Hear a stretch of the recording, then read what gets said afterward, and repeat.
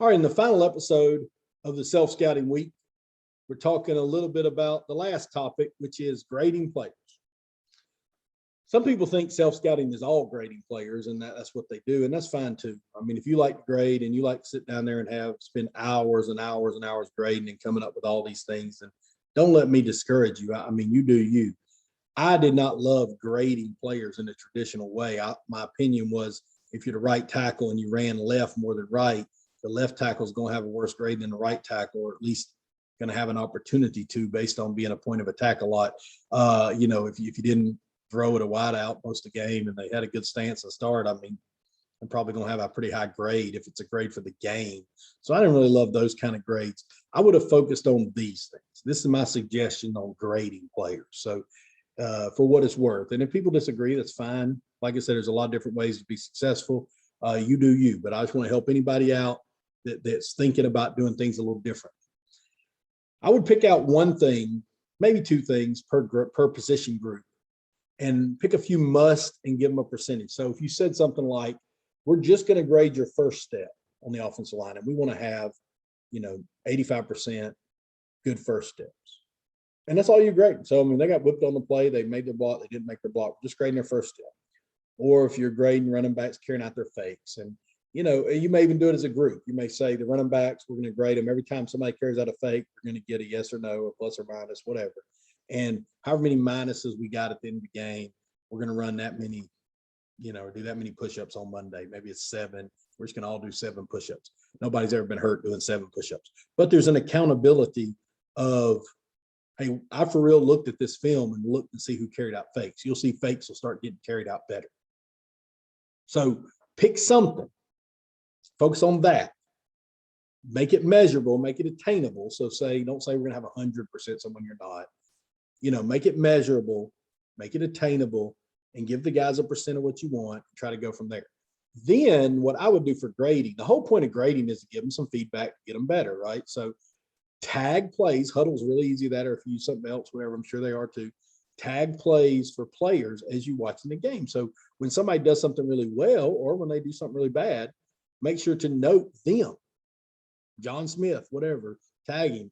And when they do something really good, you got to pump them up, man. Make a big deal about it. Make notes on it. Whatever you can do now. Make a big deal about when they do something good. Say, now this is what much more is learned from a kid in grading on showing them how it's supposed to look, and ask them to do that over and over again, then showing them over and over again how bad they are. So find something they did good and really pump that up.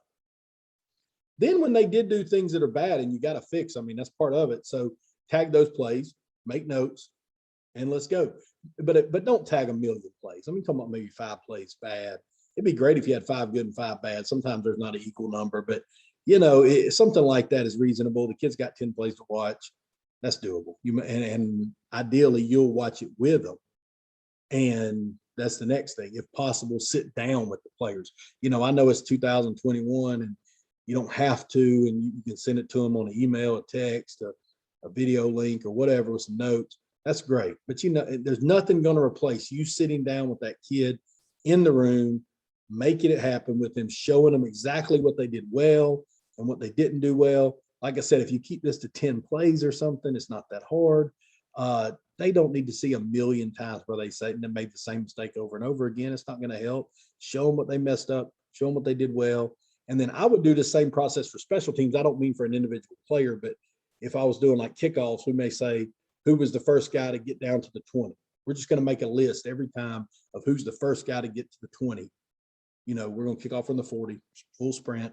The first guy that gets to the plus 20, that's our guy. We're going to write his name on the board. If the same guy 5 times, that's great. If it's 5 different people, that's great. But we're going to keep up with that. You'll see people start trying to be the first guy to get to the 20. And then the same deal. If you see something really good or really bad, point it out. And I would watch with the whole team. Like if at all possible, find time to sit down with those guys. Don't just make notes and send it to them, because I'm telling you, even if they watch it, they don't quite understand what they're watching a lot of times. And if you can find time to really show them something reasonable. But how often have coaches started the film? We start on Monday, we're going to watch film or something. A lot of people do that. So they get in there and they watch film with their kids, and they got 45 minutes and we're going to practice or whatever it is. And they're on like play 7. when the head coach comes and gets them, because they've shown every single thing that's happened in these first 6 plays. And, that's just not going to make it. So point out the things they have to know, show them, make something positive, give them a measurable task, and let's go. That would be my suggestion on grading. Of course, like I said, some people won more games than me doing it their way. So I really don't want to sound like I know it all. This is just what worked for me, and I'm not using it right now. So glad to help some people out if they want to use it.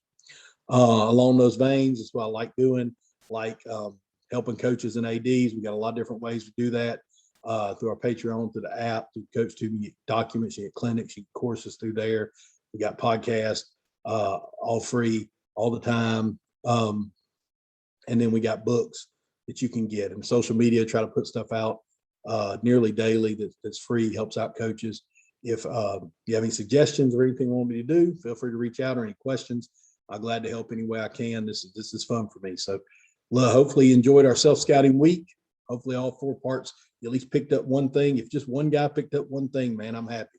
And so hopefully one guy picked up one thing at least this week, and they're going to be better because of it. And we'll see you next week.